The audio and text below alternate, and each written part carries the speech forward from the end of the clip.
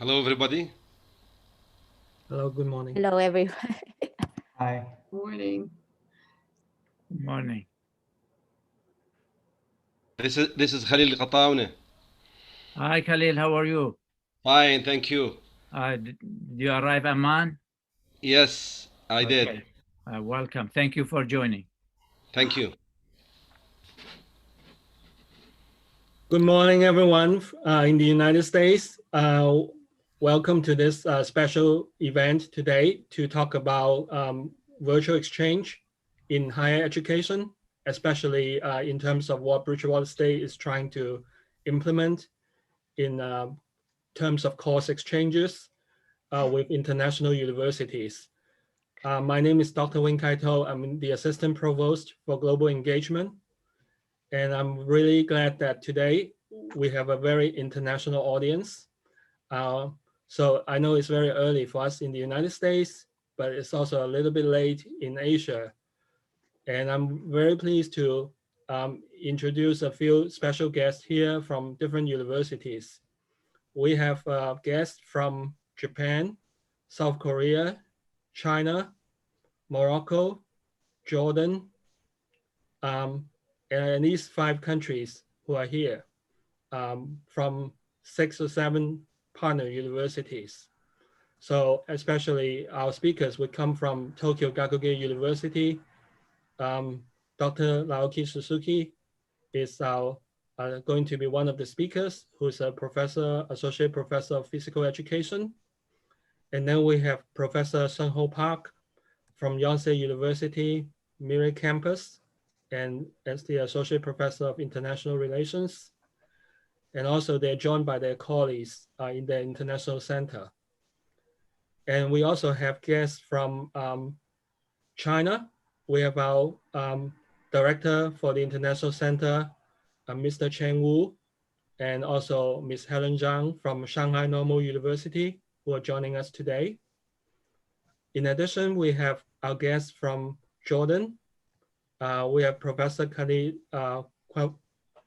Kadawa, and also Buthina. They're from Tafila Technical University. And then we also have our guests from Yarmouk University and also from Morocco. So it's a very international audience. We also wanted to welcome Mr. John Fowler, who's the institutional mentor for virtual exchange and COIL initiatives. And so I will not be introducing them one by one. And of course, we're joined by 5 of our own colleagues here. And I will be speaking. And in addition, Michael Sandy, Director of Study Abroad, Professor Karen Richardson in Physical Education, Professor In-Kyung Kim from Political Science, and also Professor Jabal Albaidi from Communication Studies, and the Academic Director of Global Programs will also be speaking. So without further ado, let's start. And I just wanted to share a screen right now.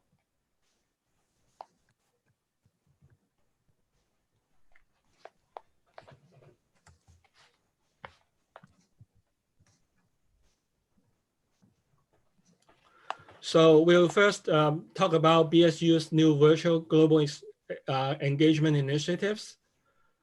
So I will give you a very quick overview, and also Mike Sandy will also join me to talk about this. And then Mr. John Fowler would explain what is virtual exchange. And then we have 2 pilot projects. One is our project with Japan, with Tokyo Gakuge University in Japan. And the second pilot project is with Yonsei University. And then we'll also mention other potential university partnerships in other parts of the world. And finally, we will have some thoughts about what are the next steps for our spring semester. And then we have a Q&A quickly. As we know that COVID-19 has created a lot of crisis for our university, for higher education in general, especially for global engagement. We are facing both a public health crisis and an economic crisis right now for many universities. As you know, since the global pandemic started in March, we have been facing a lot of problems for getting students here and for sending our students abroad. Because of all the travel warnings and restrictions, it's very hard for us to send any students abroad.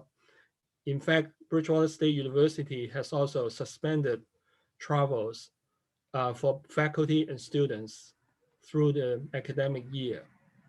So this year, we are not able to send our students abroad, even though we can still accept students in the spring semester on a limited basis. Because of certain government policies, we're also facing some hurdles of getting student visas to come to our countries, to come to our universities. So with the suspension of study abroad and the reduction of international students, we have to reimagine our global engagement and focus a lot more on online and hybrid learning, not just throughout the university. As you know, over 90% of our classes right now are using online format and totally remote. But we also want to explore virtual engagement internationally. So in order to think about that, we're facing a lot of crisis right now. So we cannot go abroad, but we can actually think about how we can save by not traveling, but also developing these programs for students. So everyone can have an equal opportunity to get into these programs. So yesterday, our provost has sent a message to the entire college community about the new directions of our Global Engagement Institute. We're developing 1 year of what we call the virtual global learning experiences. We wanted to focus on supporting our students through advising and student services. We communicate with them regularly in both our study abroad and international student and scholar services. We offer a lot of lectures and webinars on campus for students and to enrich their teaching and learning. We also developed 3 virtual study abroad or global learning opportunities. The first is what we call virtual international internships, and Mike Sandy can just give a little bit more discussion later. The second is what is the focus today, virtual collaborative exchanges. And then Mr. John Fowler would explain this in a lot more detail. And finally, we have an idea about cross-registration of classes with our partner universities, which is called virtual course exchanges. So these are some of the ideas we are exploring. So now I turn to Mike. Mike will talk about the efforts in the Study Abroad Office for organizing virtual international course collaboration and also course registration with virtual international partner courses. And Mr. John Fowler from the American Council on Education will discuss different models of virtual exchange and how BSU can build on our pilot projects to develop virtual exchanges across the university. Thank you. So I turn to Mike. Thank you, Winkai. Good morning, good evening, everybody. So as Winkai had mentioned, we are really looking at how we can leverage the current situation to keep our students and our communities and campuses engaged.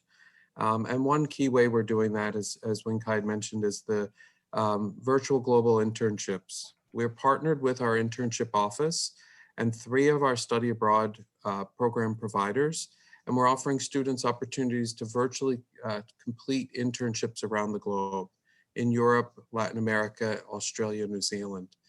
So far, it's the outcomes are positive. Students are learning from their internships. They're gaining the experiences they need, and they're not missing out on the critical opportunities to gain those global competencies and workplace skills that they need in their juniors and senior years. And as Winkai mentioned, the other initiative we're looking at is taking our standard traditional exchange model and paring that down to a virtual course-based exchange with our exchange partners around the world. So we're imagining students at both universities having the opportunity to take most of their classes at their home campus and then also registering for an online class at a partner university. So in that regard, they could pick up a very unique class, have an international intercultural experience with peers and around the world, and learn from colleagues and faculty on specific topic areas. As one example, we could imagine with our partner at Acadia University in Canada, students who would want to continue on with their French class could finish our French class and then move on to French 2 or 3 at Acadia. We might be working with the University of Limerick to have very unique Irish studies-based classes offered to our students to help them fulfill on their Irish studies classes. And you can see this kind of taking through the disciplines, and it would be a very unique opportunity. So we are working through the logistics and the administration of it. We have a couple of university partners that are already interested. And of course, as we talk to colleagues today, we would be glad to follow up and talk further and see where else we could have these opportunities. So thank you. I'll turn it over to Dr. John Fowler. Dr. Fowler. Thank you, Mike. Can everybody hear me okay, hopefully? And I want to send a big thank you out to Winkai, Michael, and Jabbar for inviting me to join you all today. It's a wonder to see so many faces from so many countries represented here. I think it's maybe the most countries of a Zoom call I've been on in quite some time. I'm always excited and happy to see and be able to speak to new audiences about virtual exchange and COIL. I've been working in the higher education world for about 20 years, supporting faculty, staff, and institutions to create innovative technology-based educational opportunities. The last 10 years or so, I've been working in the virtual exchange COIL realm, including 6 years at the SUNY COIL Center. I joined the American Council on Education on a part-time basis in July to help facilitate a rapid response virtual exchange COIL lab between the US and Japan, which gave me the opportunity to work with folks here from BSU as well as in Tokyo Gakugai. For 100+ years, ACE has been serving as the major coordinating body for US higher education and has long advocated cost-effective and accessible uses of technology to advance global learning, intercultural skills, and cross-border collaborations. This includes 15+ years of incentivizing and supporting the uptake of COIL. With the emergence, as Winkai aptly mentioned earlier in his remarks, the emergence and global spread of COVID-19 has really led to broad global societal changes. And as 2021 approaches, much of the world's students are physically and socially isolated and unable to study on campus or abroad, and thus are unable to build and develop deeper relationships with one another or meaningful ways to connect with the rest of the world. So we have to work together to find ways to still reach our international education goals while more traditional forms of physical mobility and academic exchange continue to remain suspended. For those of us working in this field, it's been wonderful because it's been a dramatic increase in COIL and virtual exchange as a result.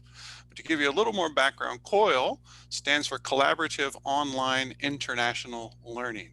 It was coined in the early 2000s, and one of the leaders in this field, the SUNY COIL Center, was founded in 2006 by a film and new media professor named John Rubin from SUNY's Purchase College. But the general ideas around virtual exchange have been around even longer, really since the invention of the internet, and arguably even longer if you consider pen pals, which some of you on this call may have actually had growing up in exchange with folks around the world. There's many different names that have developed around these modalities, such as telecollaboration and the language learning movement, globally networked learning, online intercultural exchanges.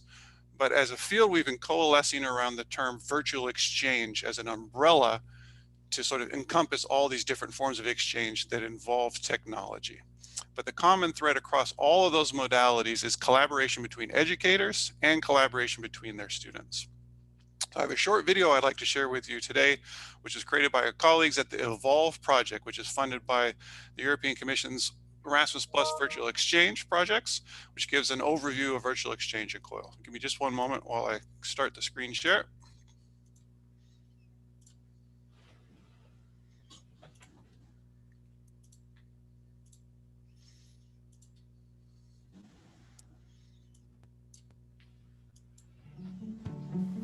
As teachers, we want our students to be able to grow within a complex and rapidly changing world. How can we help them to achieve the best employment opportunities while developing themselves as human beings who are respectful of others? Research has identified a set of competencies which are key to reaching these important goals.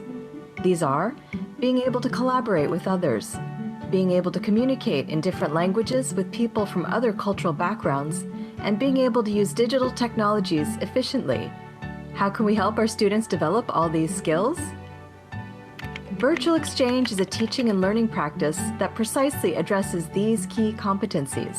In virtual exchange, learners in different countries or cultural backgrounds connect through digital technologies and work together online, in pairs or small groups, on learning tasks developed by their teachers. What does a virtual exchange look like? First, the teachers on each side collaborate to design the virtual exchange.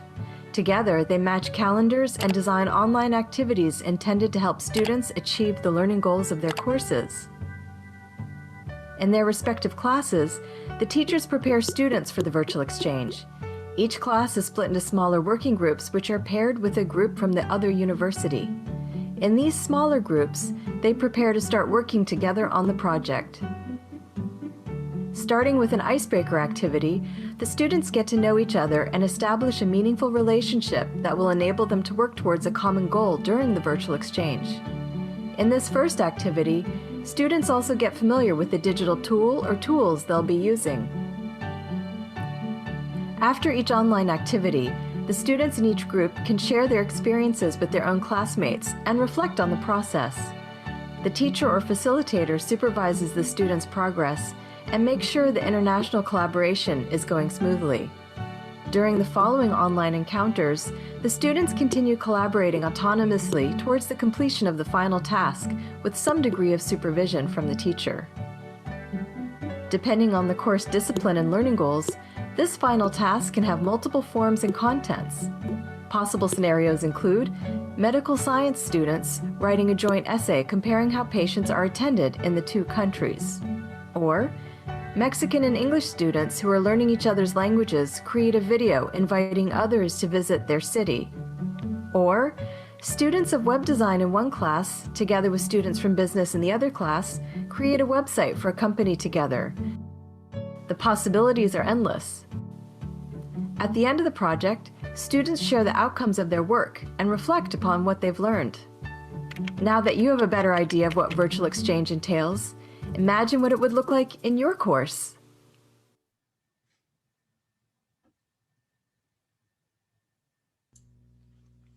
Give me just a moment to stop the share. So I hope that video gave you some idea of what virtual exchange COIL can encompass and what some of the possibilities there are. It's investing more resources in the creation of COIL and virtual exchange type partnerships can provide flexibility to higher education to be able to better react to our continually shifting world situations. Regardless of world health conditions, finances, and other factors, through COIL, students can still interact and collaborate. And COIL can also help better prepare our students for when physical exchange and travel are possible again. When Kai mentioned there's the Rapid Response Lab that we were a part of, working together hosted by the American Council on Education, and this new reality prompted ACE to create the US-Japan Rapid Response Lab in partnership with Kansai University's Institute for Innovative Global Education.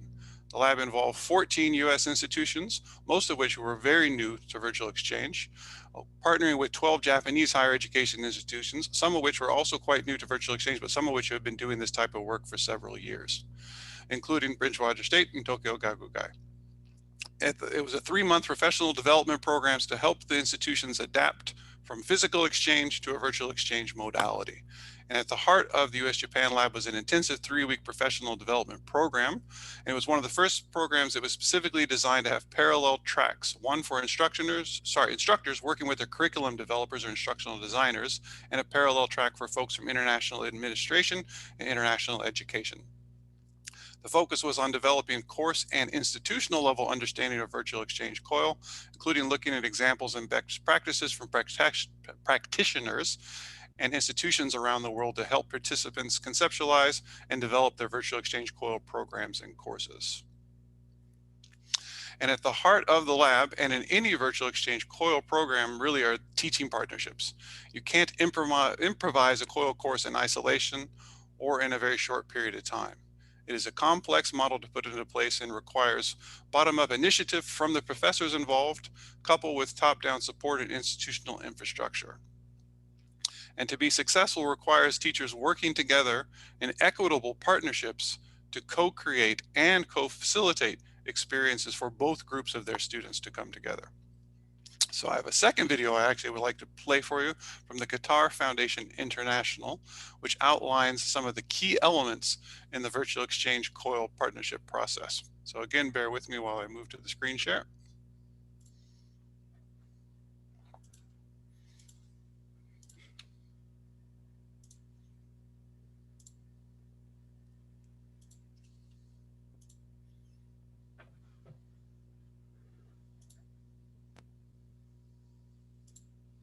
There is always much to be learned from teachers who've traveled before you. Those who've practiced virtual exchange advise that the success of your journey depends on clear communication and a sincere connection with your partner teacher. So how can you set the journey up for success? When you initiate communication, clearly state your goals and be sure to fully understand the goals of your partner. You want to engage in a mutual collaboration so both classes are sharing ownership and fully committing to the project. Listen deeply. Deep listening is a practice that is non-judgmental and seeks to understand. Get to know each other right away, even if the launch of the project is months down the road. You can exchange emails that include details about your life, such as hobbies, favorite foods, movies, or books. You can also share your values, aspirations, and what you believe is important about your culture. You'll also want to express curiosity about your partner's culture. To build trust and personal connection, be sure to ask questions, avoid assumptions, suspend judgment, and respond specifically to statements. Another key practice while you and your partner are planning the project is to have frequent check-ins and to be flexible with one another. Establishing positive relationships early also make partners more resilient when challenges arise, such as when you need to change course. Most importantly, you and your partner are modeling for students how to collaborate effectively across cultures. In fact, teachers and students can design the project together, using student interests as a compass for the journey. Involving students in the project design supports their ownership of the project, builds upon their natural curiosity, brings relevance to their daily lives, and fosters empathy and deeper cultural understanding. Now here's some advice from those teachers who've traveled before you. Start small and scale up.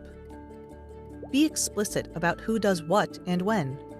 Be clear about time commitments. What might seem small for you may be large for someone else.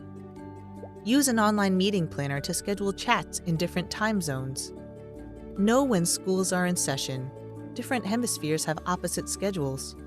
And most importantly, a global project is not just worked out on one side. It requires mutual trust and understanding in the design and implementation of the project. You'll be both traveler and guide on this adventure. Remember, there are teachers who've already made this journey, and they stand ready to help you navigate your way.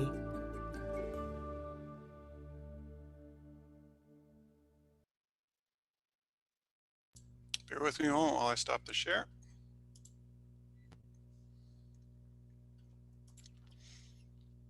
So I hope those videos have given you some quick understanding, we'll say, of Virtual Exchange COIL and some of its possibilities, but also what it really entails to do this type of work. It really is that collaborative piece, which is in collaborative online learning, is really at the heart of this work, both from the professors working together as well as the students learning to collaborate and experience what it is to work with people from another culture.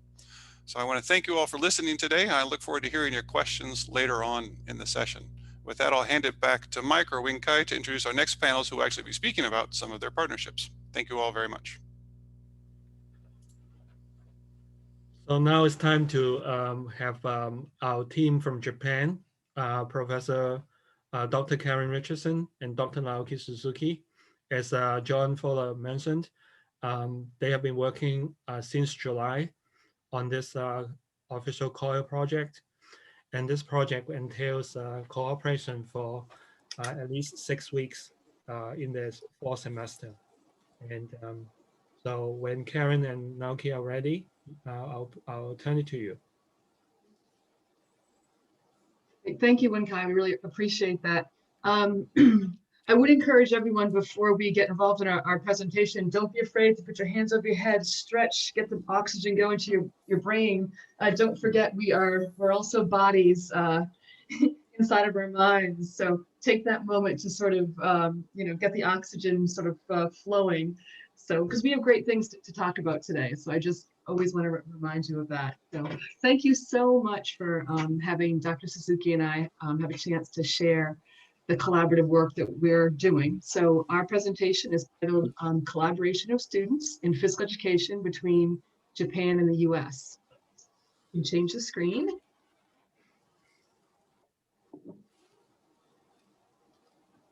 Teamwork. So I'm Karen Richardson, and I am a professor in the Department of Movement Arts, Health, Motion, and Leisure Studies at Bridgewater State University. And my esteemed colleague is Dr. Naoki Suzuki, and he is an associate professor at Tokyo Gakugei University. We're both physical education teacher educators, and we also share a common interest in research. We're both very much interested in promoting what we call game-based learning internationally.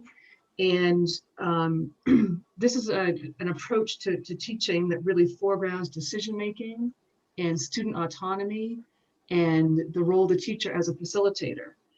And so for about the last 10 years, we have worked together. We have traveled back and forth to each other's institutions. I've been to Tokyo Gakugei 4 times now, and Naoki has been to Bridgewater, I think 4 times as well. So I put that as a backdrop because we do have a relationship that goes for about 10 years. And we have had a common practice of sharing ideas around research, deeply committed to try to understand the teaching and learning process in our schools in both Japan and in the US. So I think that's been a really important piece for helping our collaboration work well. We can change the screen. We also draw on each other's strengths. Naoki's much better with technology than I am, so we work that way. So let me tell you a little bit about our process. So in July, we were awarded the grant to sort of create the COIL project. And we worked pretty diligently from July through September to sort of bring the idea to life. So I think that Naoki and I were a natural sort of collaboration because we had a long, we've been working together for years. Took us a while to then decide sort of, what are our shared learning outcomes that we wanted for the project. And we had to get a sense of what the semester looked like in Japan and where we were at Bridgewater. So after we identified some of our shared learning outcomes, then we really worked using the Immerse U learning platform, which Naoki will talk about in the future, next few minutes. And that's where we developed our course syllabus. The next piece of the project really involved recruiting students. And we have 2 different types of students here. The students at Bridgewater are all enrolled in a course that I teach. They're enrolled in a 300 level curriculum course in physical education. This year I have 33 students. Naoki recruited his students. He made a special call for students to engage in this process, and he has 15 students who are collaborating with my students. And we had a chance to get started on the actual course, the collaboration in October. So we're about a week and a half into our course running. So Naoki, you can change. And then you're up next.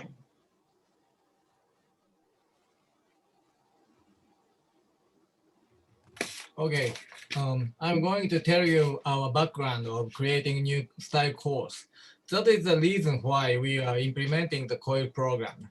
We are currently on the serious situation because of the pandemic. It's a very stressful and challenging situation. I'm doing all of my classes online for the spring semester and fall semesters. I initially thought of online classes as a just alternative to face-to-face classes. However, in the course of implementing my online classes, I have found that they can be more effective than face-to-face classes if we are creative in how we do them. I also attended more international conferences and meetings than usual during the spring semester. It saved me a lot of time and money. It allowed me to facilitate the sharing of research information. Through these experiences, I wanted to take advantage of the positive aspects of online education. In this context, Dr. To from BSU invited me to participate in the COIL program training, and Karen and I decided to develop a platform for students from the US and Japan to learn together with the support of the American Council of Education. Over 2 months, starting in September, we designed the engagement between Japanese and American students, reviewed activities and assessment, and developed a syllabus. We devised a balance of synchronous and asynchronous classes to help students achieve their goals. There are 2 goals for this initiative. One is that through cross-cultural exchange, students from Japan and the US collaborate and work together as global students in the field of physical education. Another is that our goal is to create the future of physical education by questioning the meaning of its existence. At BSU, Karen have built this initiative into her regular class. However, in Japan, the classes to obtain a teacher's license must be conducted in Japanese. Therefore, I decided to offer this class as an optional class, special class that does not receive credit. As you know, so many Japanese people are not very good at speaking English. Therefore, I was worried about the number of participants, but not only physical education majors, but also students from other majors are interested in this class. A total of 32 students from BSU and 16 students from Tokyo Gakuyu University are participating in this program. TGU students include 2 in-service teachers for elementary school and senior high school, and international exchange teachers from Thailand and South Korea. Now, so let's move on to the specific of our course. I am going to tell you our learning management system. We decided to use ImmerseU as a learning platform for both TGU and BSU students. The learning management system allows us to display items in both English and Japanese. This allows us to reduce a language barrier a little bit.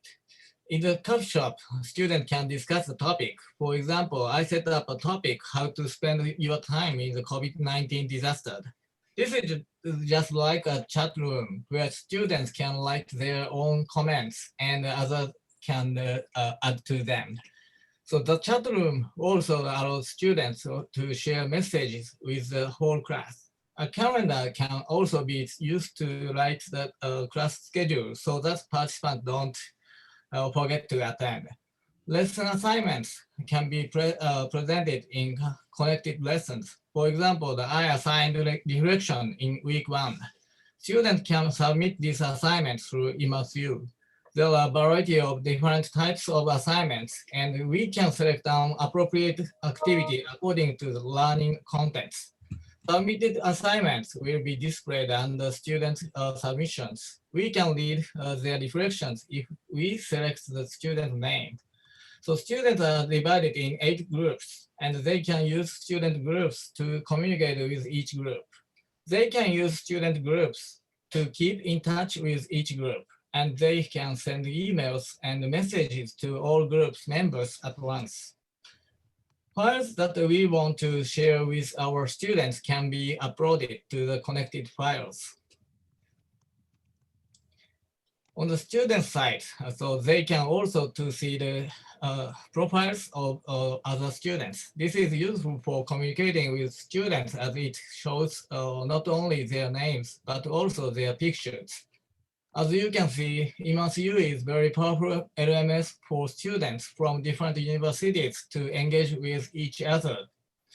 We designed our classes to use ImmerseU to encourage communication between different students, allowing students to interact and learn more. We are still exploring the potential of ImmerseU ourselves, but we feel it has great potential to be utilized. Okay, next, so Karen. Great, thank you, Naoki.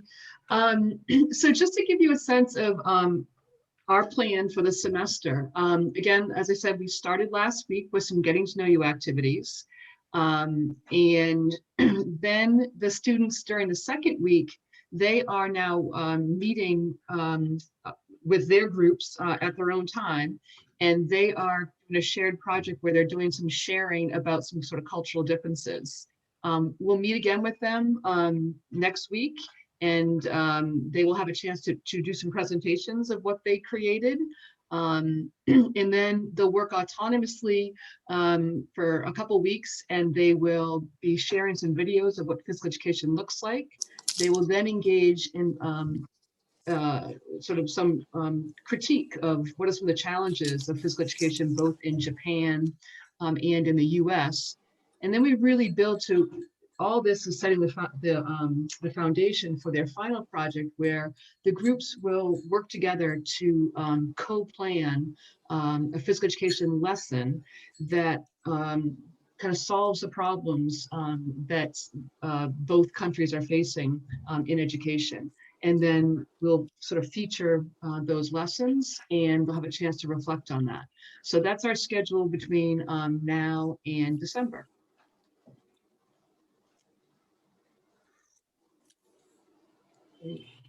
So just kind of a little, again, a closer look at week 1 and 2. We each created an icebreaker. So what was great is Naoki did an icebreaker that was common in Japan, and our students really enjoyed that. And I did a movement based getting to know you activity. So we had a chance to sort of move and learn and say each other's names. We did use breakout groups with in Zoom, which students really appreciated. So we really were able to sort of get students connecting and collaborating. We can change the screen. And then I think you're up, Dr. Suzuki.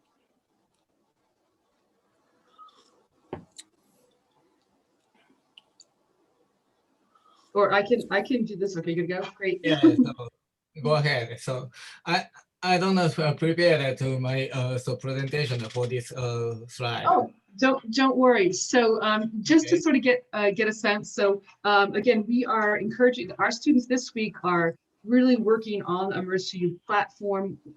They are collaborating with their group on their own. And what was great is a week into it, the students already are excited about this work together. They are creating their presentations using a Google extension called Jamboard or Miro. So we'll be looking at those products that they produce next week when we have our face-to-face class. Great. Becky, you can change. So I do want to share with you some of the quotes, at least from my students. They really found that the first part of the experience exciting. So we have, one student says, I think it's really interesting and exciting to be working with students from another culture. I know that I have never done anything like this before, and I'm interested to see how different PE is. And I think we have to be honest, like it says, at first I was really nervous about it, but once I saw everyone, we all started interacting. I grew more and more excited. We got to learn a little bit about our partner and how their daily lives are different. So clearly my students, or our students entered the experience with some nerves, I love this last one. I was nervous to not understand each other, but it was really nice to figure out how to communicate and have a good conversation. It was particularly important because my students are feeling isolated, and the fact that they were able to have these connections and really feel like it was something new and their world was opening up in new ways. It's always important. It seemed even more important last week that this is an exciting piece of our class moving towards the end of the semester. So we can change. So, oh, this one, oh, okay, this is from your group. I don't know if you want to talk about this, I'm sorry. You can talk about week 2. So I just get this slide from my students. So your student made it. Okay. So this is some of the work the students have co-created. Again, on a Jamboard that they're highlighting some of the similarities and differences. So there's certainly what's great is that many of them met last night just on their own, and here's the work they're already co-creating. So it'd be exciting to see what we have next week when they share. So Naoki and I just want to thank everyone for listening. We're thrilled to have this collaboration. Of course, we long for the days where our students can be traveling between our two universities, but we also are really pleased with how a virtual exchange is certainly an equitable experience. I have 33 students who may not have had a chance to actually do an exchange had we not been doing this in a virtual setting. So happy to talk with people about the program. It's really exciting. It's one of my highlights of the fall semester. So I hope this encourages more faculty to sort of get involved. Thank you.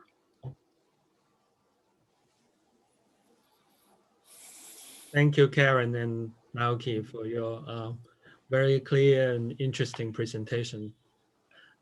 So now it's our turn to our colleagues from South Korea and our professor, Dr. Kim in the Political Science Department, and also Dr. Park from Yonsei University, Miri campus.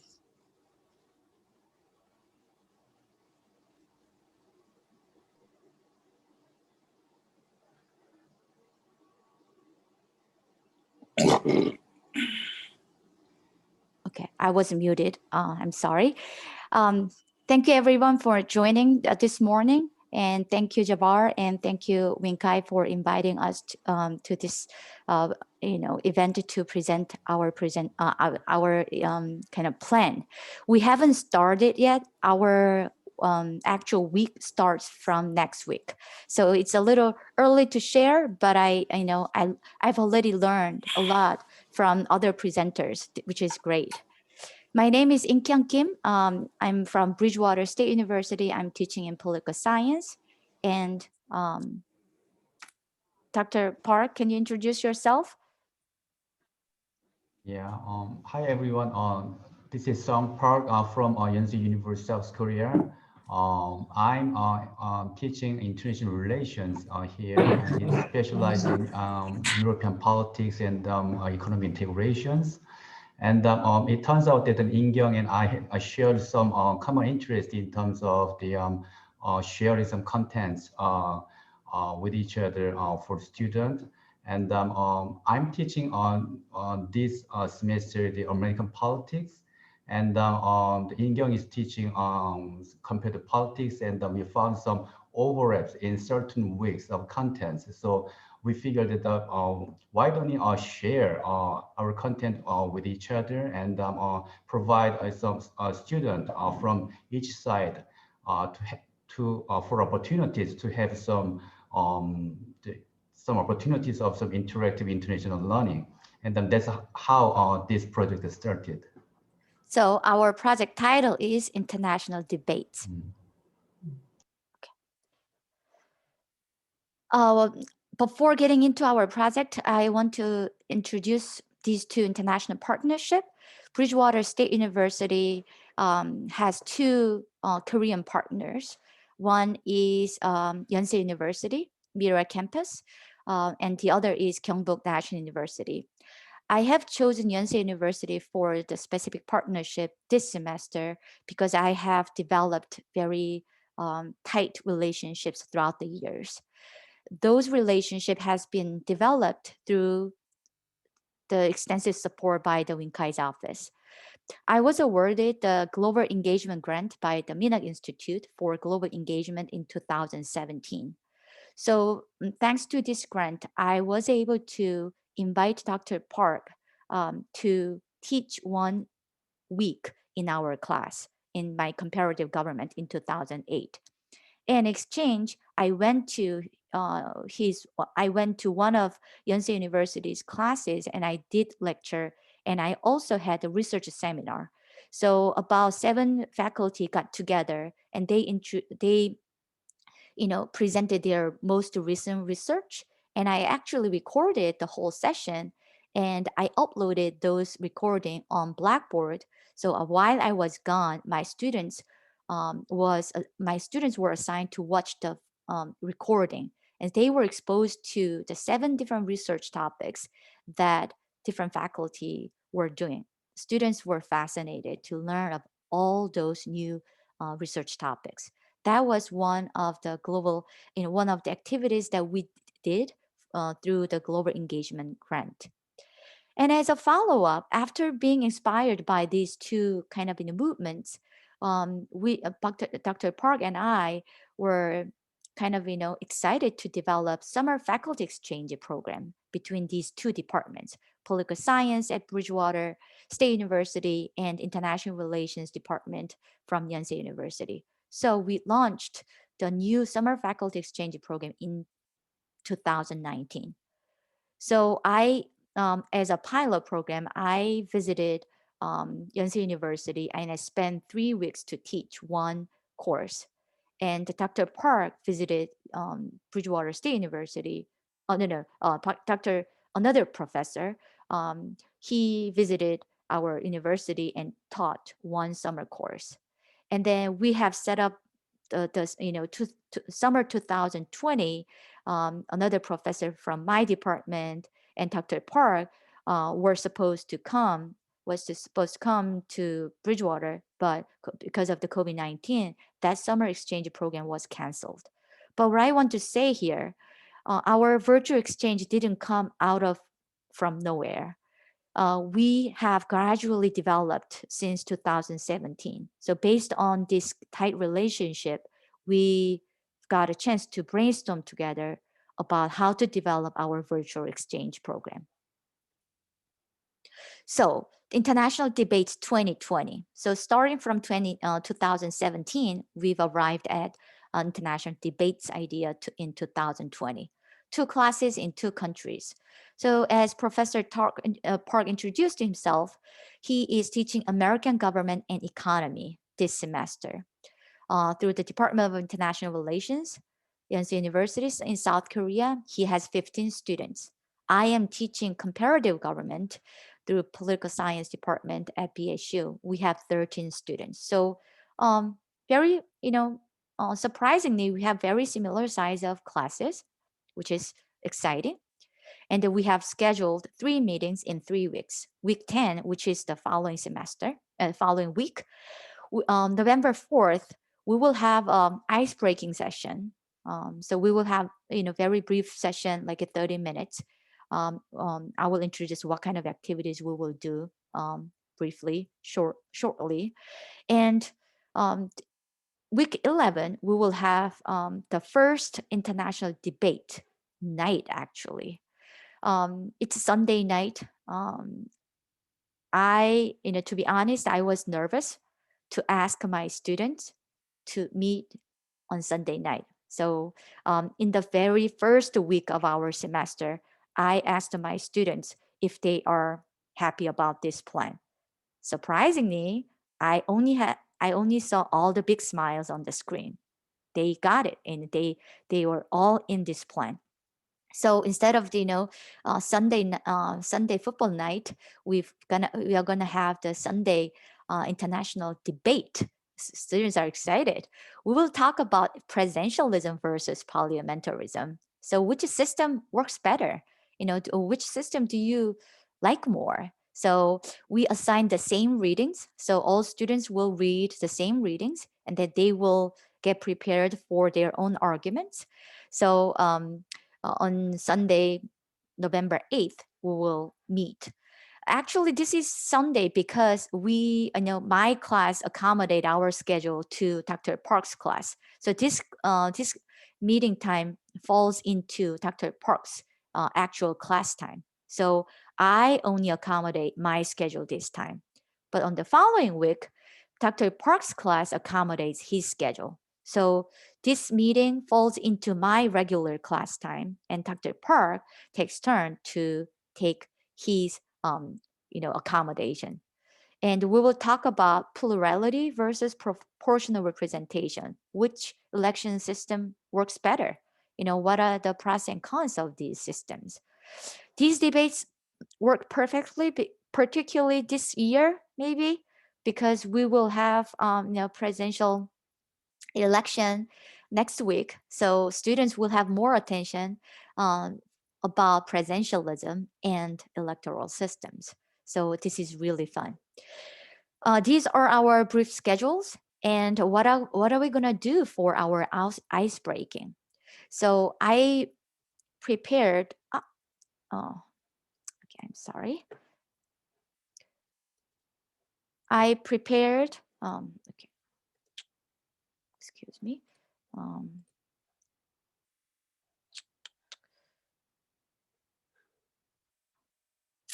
I want to show my bingo. That's for some reasons. Okay. I prepared the bingo plate. So I put all students' names in English, and students will have that bingo plate on their hand, and they will play bingo game. And we will have breakout groups in with 3 persons only in each breakout session, and then they will have to answer 3 questions. How to pronounce their full names, because Korean names are not easy to pronounce. So they have to practice until they got okay from the Korean students and the American students, vice versa. So how to pronounce their full names perfectly, and where they are from, and what is the one thing that you like about United States or Korea. Once they get all the answers, they can cross out the names. Then they will have only 1 minute and then 3 minutes per each session. And then we will have another automatic breakout group for 3 minute sessions. So if they meet new people, then once they figured out all these questions, then they cross out another names. And we will do 3 minute session, continuously until somebody claims bingo. Then the session will stop, and the bingo students will have a chance to introduce the students on the straight line all together. So he has the privilege to introduce all 5 students. Then the rest of the students will introduce themselves. So this is the ice-breaking session for 30 minutes.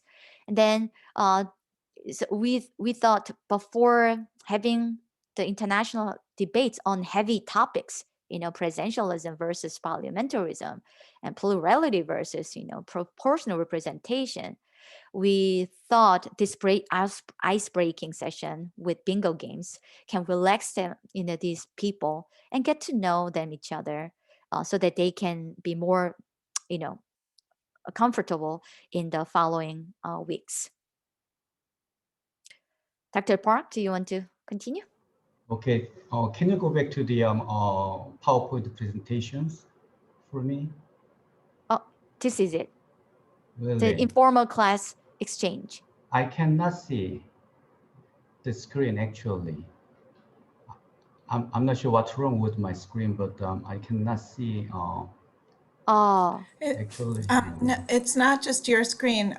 In Kyung, we're seeing an email that Wing Kai sent to the university, not your PowerPoint. oh my gosh. Really? Yeah, Okay. I sent you a chat, but you probably. Ah, let me share. What about now? yeah. Do you see the email? Yeah. Now we see your PowerPoint. Yeah, Oh, PowerPoint. okay. Yeah. These were what I was talking about. So international partners and Yeah. international debates and 3 meetings in weeks. Okay. I'm glad you know, Dr. Park, you mentioned. Okay. Yes. Actually, I do not have a control over this slide, so I think you still need to Sure. help me, right? Yes. Okay. So the classes that the Ingyong have been talk about is actually like a example of informal class exchange, as I understand it. So they are both sides hold some separate independent classes, and then the instructors decide to share some of the contents with each other, of which overlap with each other. And I think the Karen and Naoki also have been doing some similar stuff, although way more advanced than ours, because we are just in the beginning, right? And actually, we have not started yet. So this is going to be very flexible form of class exchanges, as we understand, because since we have the separate classes, we don't need to go through any some administrative issues. So it's kind of totally separate classes, which gives the instructors and students some of the wide range of flexibility. But some challenge with this kind of exchange is going to be like this. So the classes must match, right, each other. So like in our cases, I'm doing American politics, whereas the Ingyong is doing comparative politics, where we found some portions of our class contents overlap with each other. Either if the instructors from the both universities are teaching the same identical classes or dealing with some same topics. So this is going to be some kind of restrictions that we are going to have to make this kind of informal class exchange possible. So in that sense, we have some kind of limitations in terms of the applicability of this kind of idea to a wide range of the possible cases. And another thing that we found some challenging is that because the Korea and the United States are way away from each other, right? Across the very big Pacific Oceans. As I understand, we have, as of today, like 13 hours differences. And if we're going to enter November, it's going to be 14-hour differences. So it's going to be technically challenging, although we've found it very, very happy that the students from both sides kindly agreed to make themselves available for very challenging hours. So it's going to be like the early in the morning in Korea. That time translates to the very late time in the evening, like that, right? So there's going to be some structural challenges that we need to deal with, right? And what we are also interested in is that building on the success of the informal class exchanges, if we go to the, move to the next slide, we could have some more formalized class exchanges. And then I think Mike mentioned about this possibility in the beginning very briefly. So here we are going to have, for example, each side will offer some online classes for students from both universities.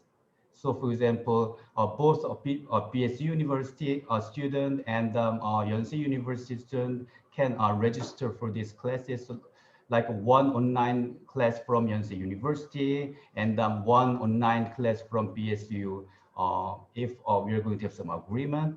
So And once a student from both sides take this class, the classes will be freely transferred to their home universities. So this is going to be the format we are also interested in developing in your future.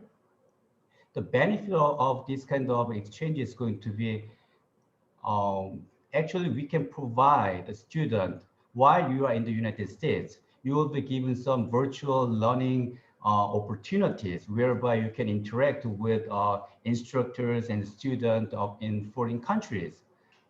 So this is going to be work for especially for students who wants to have that kind of exposure, but still find themselves not being able to find some times to be actually physically there for some reasons, right? So this will provide these types of students a very great opportunities to pursue this kind of interaction, international exposure while they are physically residing in their hometown. And it will be particularly making sense, especially these days, like the global pandemic crisis. So we are interested in moving on to these more formalized exchange programs like next year or something. Actually, Yonsei University has been doing this kind of exchanges for other universities in Korea. So Yonsei student can take any courses from other Korean universities who have some agreement, and then their credits are going to be automatically transferred to Yonsei University. So I'm kind of wondering if we can model our exchanges on this existing one and expand the scope of these exchanges globally. But here the challenge is that our program is mostly based upon actually in person, in class courses, participating physically in other universities and then take classes from there and then get their credits transferred to their home universities. But here, this exchange is going to be based upon online. So I'm not sure how much additional administrative issues that we are going to have for this. But the dean of my college is very, very open to discuss any kind of possibilities that can promote this kind of online exchanges. So if the BSc is going to be also ready, I think we can start in a very good mood for these more formalized exchange programs. Thank you so much, Dr. Park. Mhm. Our conclusion, every move matters. This kind of new idea comes out of nowhere. It's not. Every single move matters. When I introduced this new kind of a virtual exchange, I didn't start with, international debate nights. I started with the conversation. Let's talk about one good benefit of this virtual life. We started to talk about they don't need to get dressed up in the early morning class. We don't have to travel, reducing carbon footprints and things like that. So we built up some, positive atmosphere. And I asked if they can we meet on Sunday night? They said, sure. So every move matters. Thank you for listening.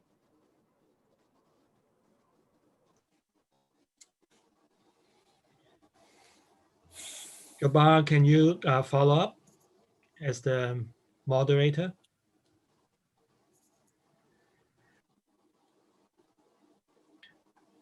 Thank you so much for this enlightening presentations.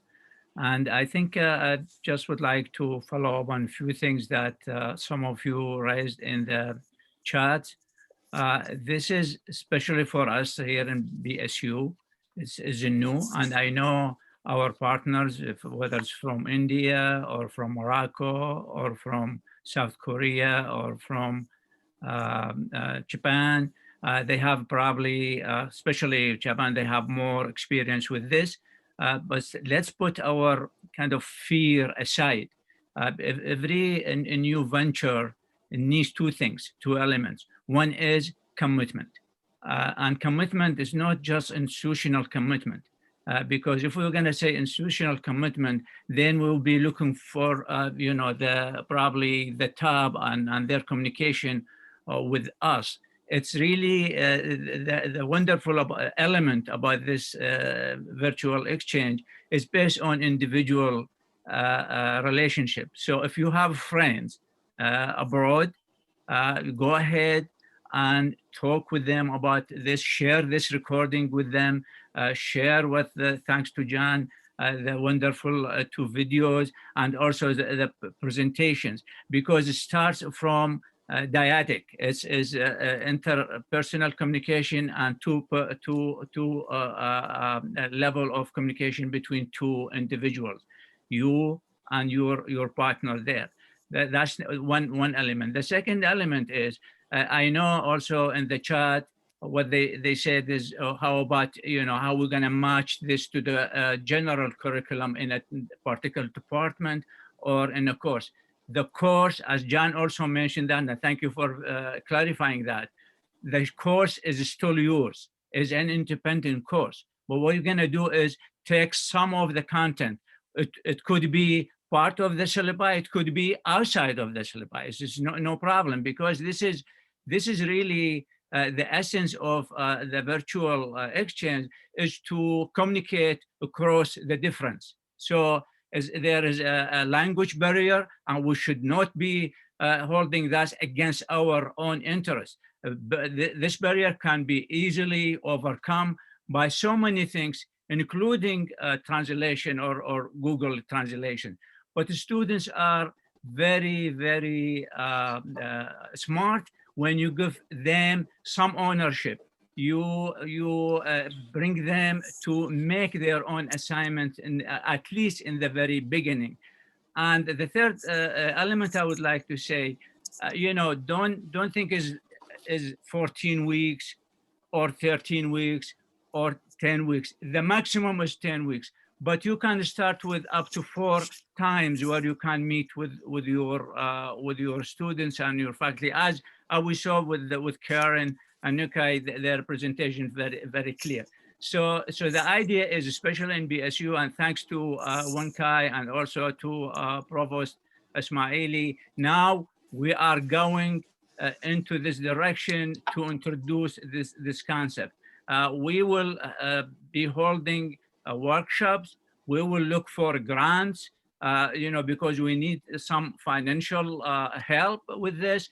But COVID-19, for at least for me as a teacher, I think offers me an opportunity to think, as the typical phrase, out of the box. So we are now thinking out of the box to really engage our friends, our partners abroad, and especially students, librarians, faculty, staff. With that, I would like to read this question, or at least summarize it for John. Is I just mentioned it, how to match these, let's say, one course from Tokyo and one course from BSU with the general curriculum. Great, thank you, Jabbar, and thank you, all of you, for your presentations. It was wonderful to see how that project from the US-Japan lab has moved forward, and also to see the evolving project between BSU and Korea there. Before I jump into your question, Jabbar, I just want to clarify a few things that I mentioned in the chat for those who are following the chat. Although we often say virtual exchange COIL courses, really we mean enhancements to courses. It's very rare that a virtual exchange or COIL involves the entire course on either or both sides of the partnership. So in most cases, you're talking about a collaboration in the middle of an existing course. And we recommend a minimum of about 3 to 4 weeks, so your students have some time to develop relationships, develop trust, and move beyond icebreaker and sort of getting to know each other activities to actually working together collaboratively. We feel that's where the deeper learning takes place, is when they have to create something together. And I also mentioned in the chat, it's very common in the beginning days to think, I teach you know, sociology 101, I need to find another sociology 101 professor to work with. It's one of the most common misconceptions that we see with folks new to this field. But actually, some of the most exciting and interesting projects are the ones that are interdisciplinary or cross-disciplinary.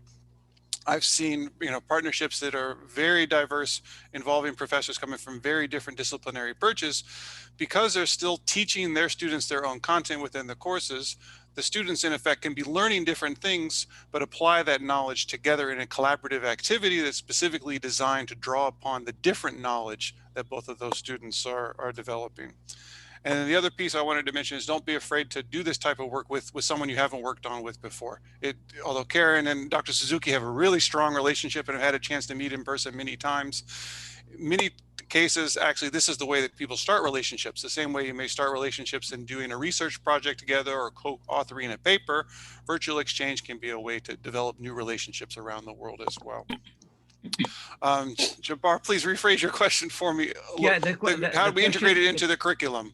Yeah, how you match these virtual courses with the general curriculum. Yeah. The question raised by actually Sure. Saifuddin from Morocco Indeed. and Dr. Khalil. Some of it goes back to the first points that I was making of your, in general, adapting your curriculum. In some cases, changing some of your readings, changing some of the materials that you present, maybe changing some of the activities or the work that your students are doing, but you're not completely overhauling or you know, changing everything that's there. Partly in context of many institutions, the syllabus and the readings to some degree, and even some of the activities may be decided at a department level or even at an institutional level. You may not have as much flexibility in some institutional or national contexts. So you have to be flexible and open and think about the ways that you can adapt and which pieces of your course and or program that you can adapt. And I would say in most cases, this is still relatively young and is involving maybe 1 or 2 courses within a program, not an entire program yet. There are some new programs that are being designed that are starting to think about integrating virtual exchange from the beginning. But again, in most cases, when you're thinking about curriculum on a program or degree level, in most cases, this involves 1 or 2 of the courses within there. And some of our colleagues here from a teaching perch may have some ideas that they want to share as well about how they've adapted it into their course. Yeah, Karen and Nkai, do you have anything to add?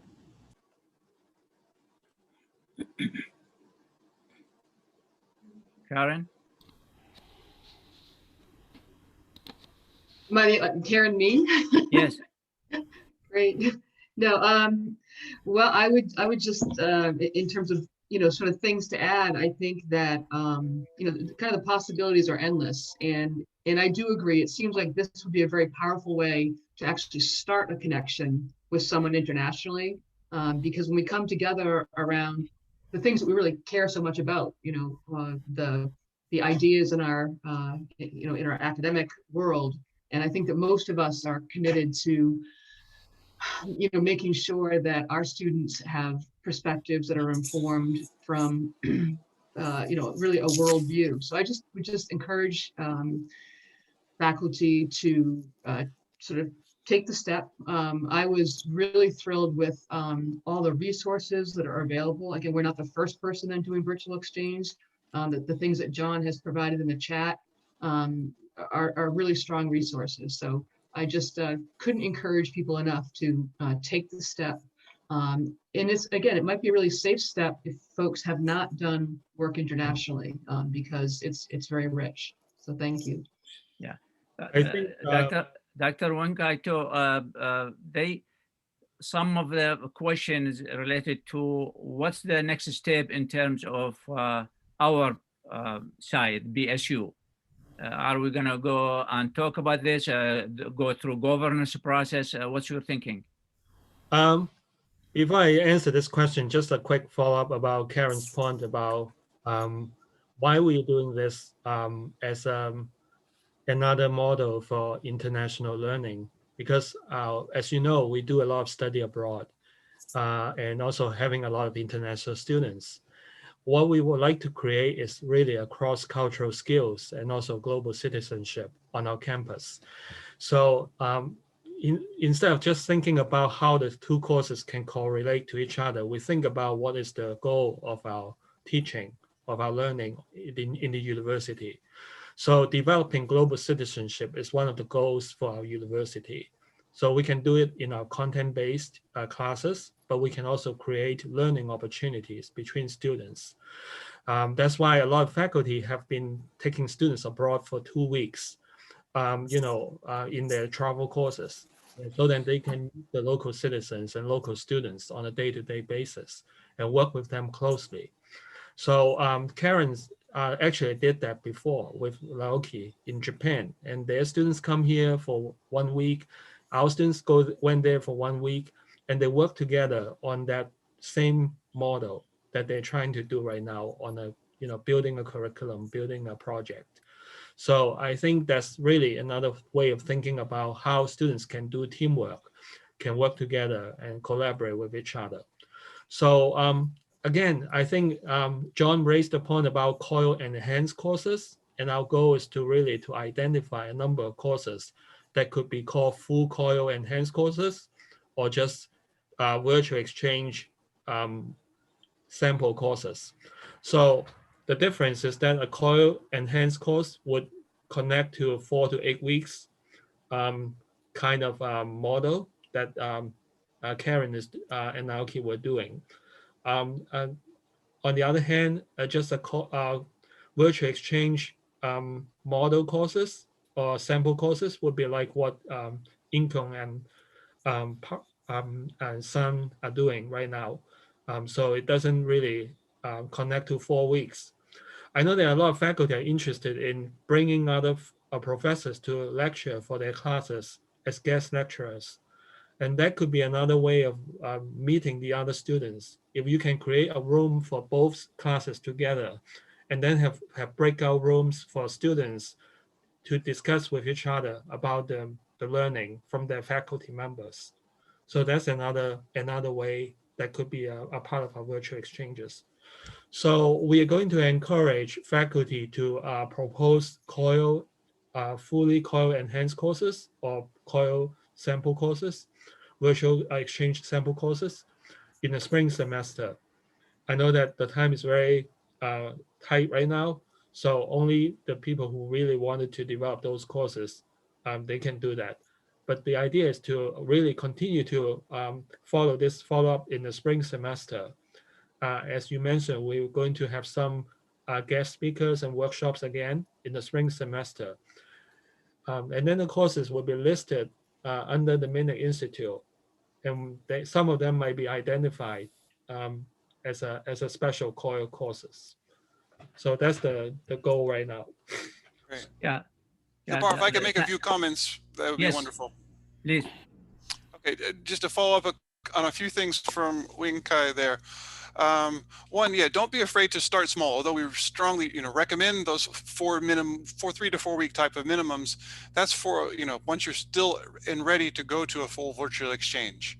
But in many cases, professors start with, such as a model we saw in the second panelist there, of having more shared course activities, some shared course lectures, build their relationships, build their working patterns together, and then look to expand that in future semesters. Please don't try to do everything and all of your ideas at the first time. It's often a very strong recipe for a disaster is trying to do too much. So keep it simple.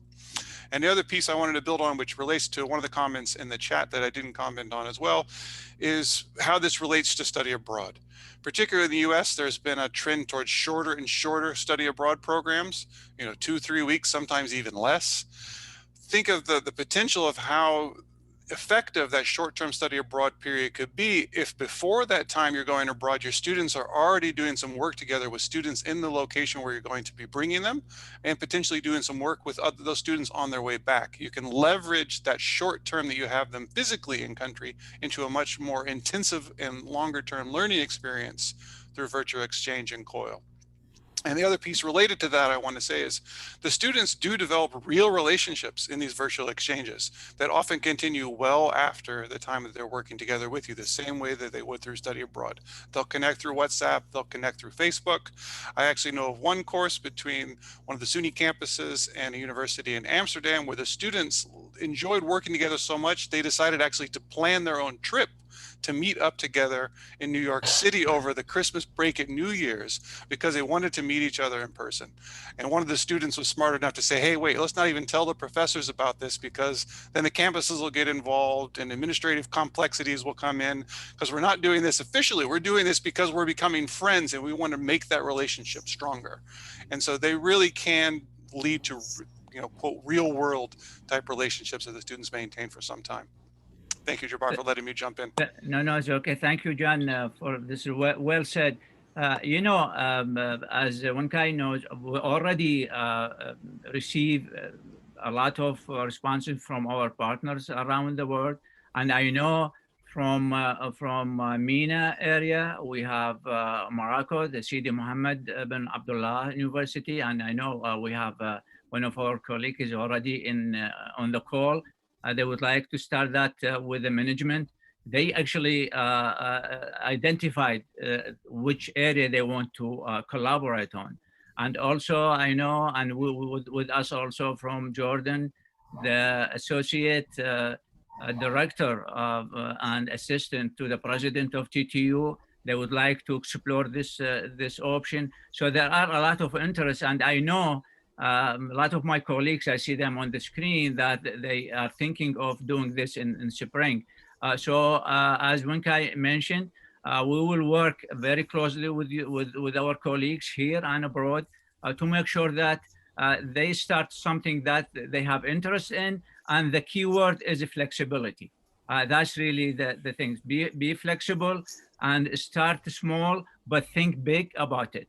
And we have probably 5 minutes to closing.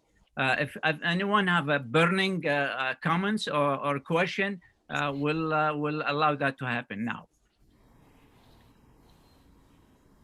I have mute yourself and ask questions. Yeah, or raise your hands. Yeah. Yeah. I have two brief comments. We can get two huge benefits. One, sustainability. We can reduce the carbon footprint significantly. Think about this morning, coming from 6 different countries, but we didn't emit any one CO2 emission. Number two, social justice. Any students can take advantage of this opportunity without spending any penny.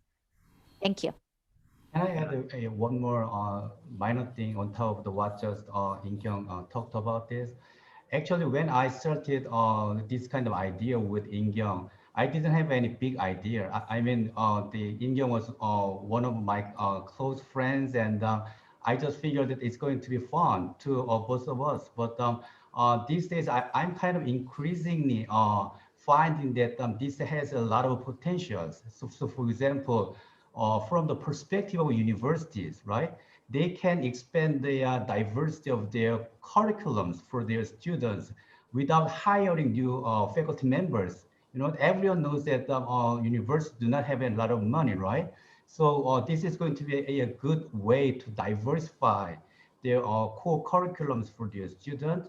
And on top of that, I totally agree with what just In-kyung talked about. This is going to be very good for students who wants to have some international exposures, but for some reasons find themselves not be able to, right, have actual presence, physical presence in foreign countries. So this is going to be very, very good for some justice, right, for the students.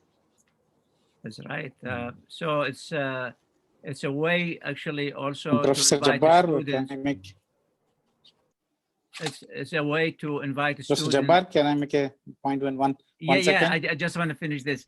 It's a way to invite the students also to contribute to the content. Yes, go ahead, please. Yes, Professor.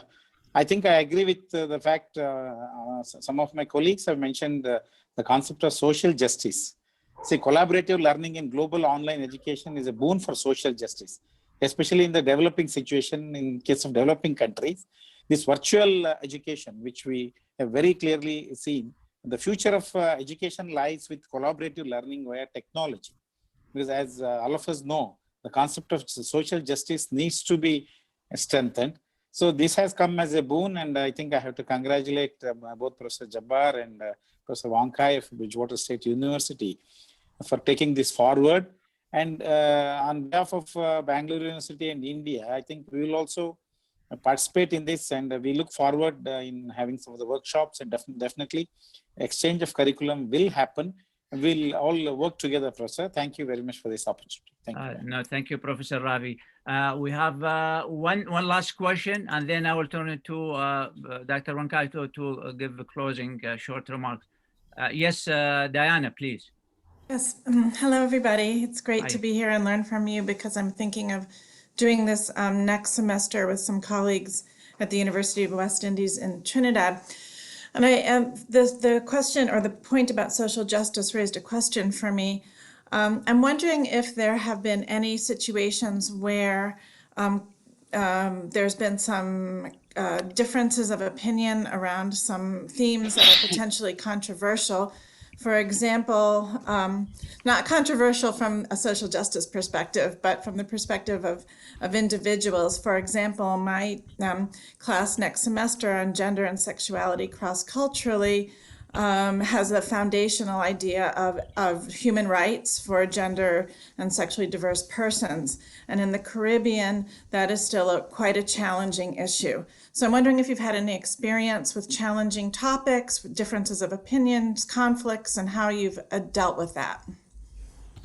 Okay, John, could you answer this question just quickly, and then we send it to Wankai? Yes, go ahead. Sure, I would say that topic could be its own 90-minute meeting out there. But I will say often confusions, misconceptions, stereotypes, diversity of opinions can lead to, I'll say, conflicting opinions and sometimes heated exchange and debate in a COIL exchange course, the same way that they can in your in-person course. And that's, I think, where it's vital for the teachers to have a strong presence in those discussions and dialogues that are going on, and be as open as possible to your students in knowing that they can come and speak to you and let you know if there's some challenges within their group settings, if there's some challenges within the course, trying to create an atmosphere of openness and flexibility and the willingness for everyone to share freely, even if that may sometimes result in conflict, and then try to break down that conflict, try to break down what are the underlying themes that are creating that challenges there, and share with your students that you're on the same journey as them, with your professor, that you're all in this community together, and it's through working together and sharing together that we can advance the learning goals that you have in your course. Thank you, Jai. And send it to Wankai. Wankai. Thank you so much.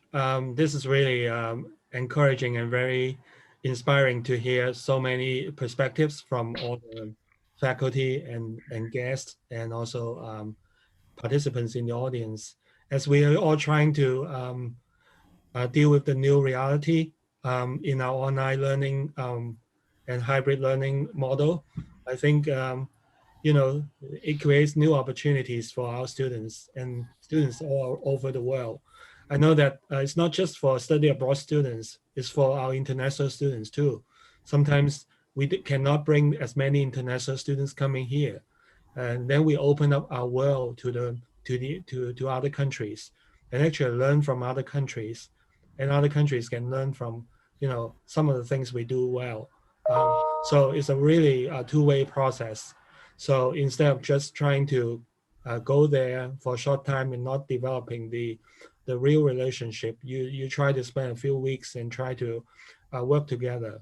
And so both sides can learn from each other in a more sustainable way. So again, we'll continue the conversation and work with all the other universities. And on behalf of Bridgewater State University, I wanted to thank everyone for waking up early and staying up late in Japan, Korea, and China. And also, you know, during your dinner time in India and your almost dinner time in Jordan. So, so please have the good rest of the semester, and we'll be in touch. So if you have any questions about COIL, please don't hesitate to contact me or Jabbar or Mike or Jen Curry, our team at the Milner Institute for Global Engagement. We'll start working with the Dr. Cindy King from the Office of Teaching and Learning, and Dr. Pamela Russell, and also all the faculty members and the global programs. And we'll do it right. We'll get a lot of input from all of you. And I'm looking forward to having meetings with China, India, and Jordan and Morocco to consider what we can do. And also faculty, if you have other relationship with other countries that are not our international partners, please bring the idea to us and we can continue to explore those relationships as well. So it's not just limited to our partner universities. So again, thank you very much. Thank you, Wenkai, and we'll be sharing the recording with all of you. Have a great day. Thank you. Bye-bye. Thank you, all of you. Thank you. Thank you. Bye. Bye. Thank you, bye. Thanks. Bye-bye. Goodbye. Dr. Iwata. See you next time. See you next time. Thank you for coming. Thank you, John. Nice to see you, Buthina. Thank you, Buthina. Thank you, Khalil. Thank you, Saif. Sure. I'm happy to stay on for a few moments if you want to Yes, stop the yes, recording. okay, And okay, thank you, yeah, Charlie. we are on. Wenkai, would you like to stop the recording or I can do it here? I see it. Yeah. We can't stop the recording, okay.